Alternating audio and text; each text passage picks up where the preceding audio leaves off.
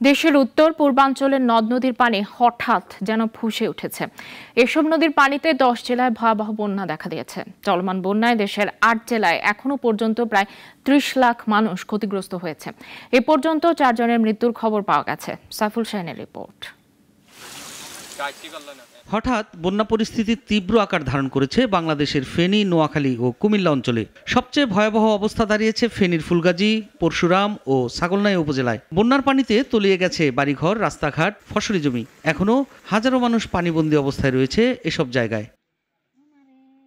এদিকে কুমিল্লায় বৃষ্টি ও বন্যার প্রভাবে 2 দিনে 4 জনের মৃত্যু হয়েছে। এর মধ্যে গতকাল বুধবার মারা যান 3 জন, সোমবার মারা গেছেন আরও 1 জন। 2 জন বিদ্যুৎ পৃষ্ঠে, 1 জন মাথায় গাছ পড়ে আরেকজন পানিতে তলিয়ে মারা যান। দুপুরে সচিবালয়ে দুর্যোগ ব্যবস্থাপনা ও ত্রাণ মন্ত্রণালয়ের এক ব্রিফিংয়ে জানানো হয়, চলমান বন্যায় দেশের 8 জেলার 357টি ইউনিয়ন ক্ষতিগ্রস্ত হয়েছে। পানিবন্দী হয়ে পড়েছে 4,40,840টি পরিবার। মোট ক্ষতিগ্রস্ত লোকের সংখ্যা 29,04,964 জন। এ পর্যন্ত আমাদের 8টা জেলাতে মোট 444টি মেডিকেল টিম কাজ করছে। তাছাড়া ফেনী জেলায় বিশেষ করে উপযুক্ত এলাকায় সেনাবাহিনী এবং নৌবাহিনী উদ্ধার কাজে নিয়োজিত রয়েছেন।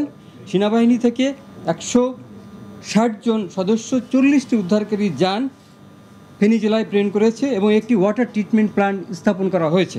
মন্ত্রণালয়ের তথ্য অনুযায়ী এখন পর্যন্ত 1534টি আশ্রয়কেন্দ্র খোলা হয়েছে। এসব আশ্রয়কেন্দ্রে আশ্রয় নিয়েছেন 75,000-এরও বেশি মানুষ।